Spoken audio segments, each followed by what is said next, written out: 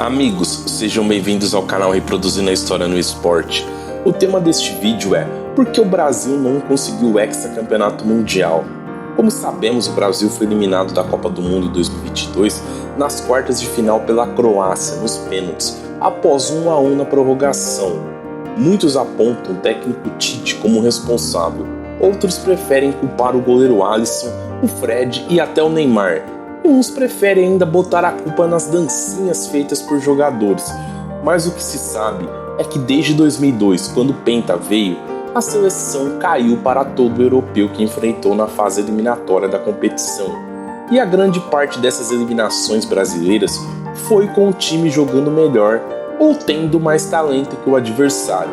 Mas antes de explicarmos as razões dos fracassos da seleção em Copas do Mundo desde 2002, se você não é inscrito em nosso canal, se inscreva já. As suas inscrições, as suas curtidas são muito importantes para o nosso crescimento. Desde já, conto com a sua ajuda. O futebol brasileiro é o maior do mundo historicamente. Eu e nem ninguém tem dúvida disto. Do mesmo jeito que achamos que o Pelé ganhou a Copa de 58 sozinho, que o Garrincha ganhou a Copa de 62 sozinho, que o Romário ganhou a Copa de 94 sozinho, achamos também que o Barbosa perdeu a Copa de 50 sozinho, que o Zico perdeu a Copa de 86 sozinho, e o Dunga idem na Copa de 90, e o Felipe Melo em 2010, e o Fernandinho em 2018, são os exemplos mais recentes desta cultura do 8 ou 80, do céu ao inferno. E na minha opinião, esta cultura vem desde os clubes que torcemos e chega na seleção. Por exemplo, quando o nosso time vai mal, a torcida escolhe 1 ou 2 jogadores para depositarem as suas frustrações. Existem vários exemplos dentro do futebol brasileiro ao longo da história em todos os grandes clubes. Esta cultura é muito cômoda para dirigentes de clubes e, claro, os da CBF. Por exemplo, na Copa de 2006, a primeira que o Brasil fracassou após o Penta, foi discutido várias semanas porque o Dida não saiu em cima do Henry ou porque o Roberto Carlos ficou ajeitando o meião. E a discussão principal que tomou conta foi essas, que são totalmente secundárias e que fazem parte de um jogo de futebol. Falhas no campo acontecem. A discussão na época deveria ser pautada na preparação esdrúxula em Vegas, na Suíça, para o Mundial da Alemanha, e na falta de coragem do técnico Carlos Alberto Parreira em mexer nas laterais que já não funcionavam mais, e outros jogadores estavam no melhor momento. Faltou também o entendimento que o tal do quadrado mágico não funcionou desde o primeiro jogo, pois faltava movimentação no ataque, e com Ronaldo e Adriano, o time não tinha ataque pelas pontas. O melhor jogo do Brasil neste Mundial de 2006 foi o terceiro contra o Japão, quando o tal do quadrado foi desfeito e os laterais foram trocados. Era evidente que Cafu, Roberto Carlos e Ronaldo, nesta altura, jogavam só pelo nome. E faltou, como eu referi, coragem para tirá-los do time e colocá-los no banco. E o resultado foi uma eliminação merecida para a França de Zidane, que colocou o jogo no bolso. E para o ciclo da Copa de 2010, a CBF então escolheu Dunga, que nunca tinha sido treinador, para ser logo o treinador da seleção brasileira. A escolha foi pautada no perfil de Dunga como jogador, raçudo, determinado e a liderança que ele exercia em campo. Seu estilo carrancudo foi escolhido para supostamente acabar com o oba-oba e do sentimento de falta de compromisso que foi deixado após a decepcionante participação do Brasil na Copa anterior. O trabalho de Dunga no começo foi muito questionado, pois o Brasil era um time pouco criativo, marcava poucos gols. Ao longo deste ciclo também o Brasil foi se acertando, mas no feijão com arroz. Time reativo explorando a velocidade de Kaká nos contra-ataques e Robinho em Luiz Fabiano em ótima fase. O Brasil venceu a Argentina em Rosário com Messi e tudo por 3-1. E pouquíssimos torcedores e jornalistas questionavam de verdade o futebol apresentado pela seleção e as escolhas de Dunga. Por exemplo, em jogar com 2 volantes de marcação, Felipe Melo e Gilberto Silva. A imprensa e a torcida focavam mais nas roupas e no jeito que o Dunga se comportava nas coletivas do que na variação de jogo do time. O grande clamor desta era foi a não convocação dos jovens Neymar e Ganso, que despontavam no Santos como as grandes promessas do futebol brasileiro. O resultado deste ciclo foi uma eliminação incrível para a Holanda, no jogo em que o Brasil jogou melhor na maior parte do jogo. O gol contra de Felipe Melo, em que ele e o goleiro Júlio César falharam, e a expulsão do volante após o pisão em Robin, o transformaram num bode expiatório perfeito para um ciclo que começou errado na escolha de um treinador que não era treinador por parte da CBF. O estilo de jogo reativo e pouco propositivo não deixou nenhum legado em termos técnicos, táticos e de jogadores ao próximo treinador. O próximo treinador da seleção pegaria a terra arrasada. E foi assim que Mano Menezes, após bons trabalhos, assumiu a seleção brasileira. Jogadores como Kaká, Adriano e Ronaldinho deveriam estar jogando em condições, mas não estavam. Kaká por contusão, Adriano e Ronaldinho por falta de empenho e comprometimento com o esporte. Não houve uma passagem de bastão, e com isto o Neymar, ainda muito jovem, teve que carregar o peso de ser o grande jogador da seleção brasileira. Mano Menezes tinha um desafio enorme, montar um time para disputar a Copa do Mundo em casa, e como eu citei, não pegou legado nenhum do treinador anterior, e foi muito difícil para o Brasil. A seleção não ia bem nos amistosos, porque o time era jovem e os adversários, principalmente os europeus, estavam mais prontos. Na minha opinião, o trabalho de Mano foi o mais difícil de um treinador brasileiro num pós-Copa. A torcida e a imprensa sempre querem ver o Brasil ganhar, afinal, somos o Brasil, os pentacampeões, e todos não entendiam que estávamos em uma entre-safra ao longo de quase 2 anos e meio de Mano Menezes na seleção brasileira. Foram 33 jogos, com 21 vitórias, 6 empates e 6 derrotas, com os incríveis 102 jogadores diferentes sendo convocados. O Brasil, neste ciclo, disputou a Copa América de 2011 e foi eliminado pelo Paraguai, e foi derrotado na final olímpica para o México. Mas, na minha opinião, isto fazia parte do processo do time, pois o time era muito jovem. E quando a equipe dava sinais em campo que estava melhorando, as experiências estavam diminuindo, pois o Mano tinha encontrado bons jogadores. Mas aí vem a velha politicagem da CBF, aliada com uma alienação do torcedor e de parte da mídia que se diz especializada, mas que no final de contas adora um populismo.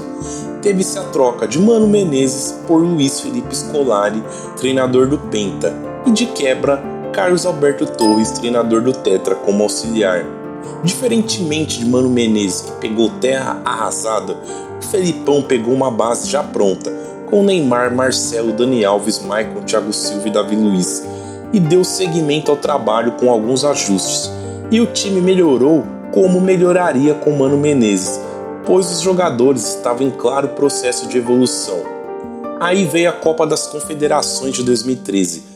Após jogos duros contra a Itália e o Uruguai, o jovem time do Brasil tinha a Espanha, a melhor seleção do mundo, como adversária na final. E no Maracanã lotado, o Brasil engoliu a Espanha por 3-0. A partir daí, a confiança foi lá em cima. Os problemas estruturais do time e a Neymar dependência foram esquecidos, tanto pela torcida, tanto pela imprensa. A certeza de vitória por jogar em casa dominavam as discussões, desde as mais elitizadas, como os bem amigos da vida, até as discussões de boteco. No entanto, os adversários do Brasil estudaram bem a seleção. Quando chegou a Copa, o time já se mostrou sem alternativas desde o primeiro jogo, totalmente dependente da individualidade do Neymar. Muitas vezes o Neymar tinha que pegar a bola no pé dos volantes e fazer tudo sozinho. Nas oitavas de final, o Brasil já merecia ter saído para o Chile. Os chilenos jogaram melhor e no segundo tempo da prorrogação tiveram a bola do jogo com Pinilha, que chutou no travessão. E nos pênaltis o Brasil classificou graças ao Júlio César. Pouca gente lembra, mas Júlio César foi ressuscitado na seleção por Felipão. Na época, o Júlio César era o goleiro do possante Toronto FC do Canadá, mas o caos se dá mesmo quando o Brasil perde Neymar e Thiago Silva para a semifinal contra a Alemanha, e é escancarado para todos a falta de repertório, de variação de jogo e de capacidade da comissão técnica para se adequar às novas situações. E o resultado desta partida foi, como todos nós sabemos, o maior vexame da história do futebol. Mas, mesmo com 7-1, não houve um debate sério para rever as estruturas do futebol brasileiro. Adivinha o que aconteceu? A torcida e a imprensa elegeram como vilões Fernandinho, Júlio César e Felipão, mais uma vez agindo conforme os interesses da CBF, em vez de promover uma reformulação no futebol brasileiro, como parar em datas FIFA, melhorar o campeonato interno, reformular a base tanto da seleção quanto dos clubes. O que houve foi um debate de quem foi o mais culpado pelo placar, e para o espanto de todos, o treinador escolhido para comandar o Brasil pós 7-1 foi o Dunga. Esta segunda passagem conseguiu ainda ser muito pior que a primeira. O Brasil foi eliminado na Copa América do Chile em 2015 pelo fraquíssimo Paraguai nas quartas de final, e na Copa América do Centenário foi eliminado pela também fraquíssima e medonha seleção do Peru. Dunga então foi demitido, e Tite era o único nome de consenso capaz de assumir a seleção pelo seu trabalho no Corinthians, que foi muito bom. A seleção rapidamente reagiu e empilhou vitórias, e logo percebeu-se que se um treinador não inventar e fizer algo minimamente sério com os bons jogadores que temos e tivemos ao longo da história, podemos ser competitivos novamente. Mas a Copa do Mundo se exige mais, exige plenitude, exige controle de emoções, exige mudanças rápidas, e foi isso que o Tite não teve em 2018. Morreu abraçado com as suas convicções. Na Copa do Mundo, o Brasil se mostrou um time sem alternativas. O Neymar e outros jogadores vieram fora das condições ideais de jogo, mas para o Neymar faltou um pouco mais de comprometimento com o jogo coletivo. O Brasil só jogou bem em 2018 no segundo tempo das quartas de final contra a Bélgica, na base do abafa, pois estava perdendo o jogo. E é muito pouco, um tempo de jogo bem em 5 jogos de Copa, se tratando da seleção brasileira. Para o ciclo de 2022, a confiança para o Hexa era enorme, pois o time, na acepção da palavra, era bom. O treinador foi o Tite, mas pela falta de outros nomes do que pelas convicções do seu trabalho. Paralelamente, no futebol interno, houveram a importação de muitos jogadores estrangeiros para os principais clubes do Brasil, e acima de tudo, a vinda de técnicos estrangeiros, em especial os portugueses, argentinos e uruguaios, e com um bom desempenho de trabalhos como o de Jorge Jesus no Flamengo e do Abel Ferreira com o Palmeiras, além de outros como o Vojvodina com Fortaleza, abriu a discussão sobre um técnico estrangeiro na seleção brasileira. O trabalho do Tite nesse segundo ciclo, agora um ciclo inteiro, na minha opinião, deixou a desejar, mas longe também de ser uma catástrofe. Foi ruim, mas bem menos ruim do que os seus antecessores na seleção. Até 2021, o trabalho do Tite à frente da seleção brasileira regrediu. Estava pior do que o time apresentou antes da Copa da Rússia, mas de repente os jovens Antony, Rafinha, Vini Júnior, Rodrigo e Richarlison, a seleção encontrou um caminho bacana ofensivamente, porque defensivamente a equipe foi sempre sólida. O Brasil chegou no Catar com justiça entre as favoritas, mas mais uma vez o comando técnico da seleção foi incapaz de variar a forma do time jogar. O Tite, com seus externos desequilibrantes, mais uma vez foi mais do mesmo. Outro fator que a Argentina, com seu treinador, que até outro dia era estagiário, ensinou é que devemos analisar e montar o time conforme o adversário. E a mentalidade arraigada na torcida e na imprensa é que não devemos mudar por quase nada, pois nós somos o Brasil, numa mentalidade soberba e arrogante, totalmente desconexa do que é o futebol moderno. Outra lição que a Copa deixou é que essa história de que jogadores que atuam no Brasil não têm nível de enfrentamento para jogar na seleção é uma grande piada. A seleção da Croácia eliminou o Brasil com pelo menos 5 jogadores que atuam no Dinamo de Zagreb. A seleção do Marrocos, vários jogadores atuam em times inexpressivos de grandes centros, ou jogam em pequenos centros e foram terceiro e quarto colocados da Copa do Mundo. Como que jogadores que se destacam no Brasil em grandes clubes, acostumados com a pressão de se vencer quarta e domingo, não podem pelo menos ser testados na seleção? E jogadores que atuam em ligas periféricas, como na Ucrânia e na Rússia, por exemplo, tiveram chances, ou jogadores que jogam em clubes médios e pequenos de grandes centros. O futebol interno está longe, mas muito longe da Premier League, da Champions League e da La Liga, mas é superior tecnicamente à imensa maioria dos campeonatos nacionais do planeta.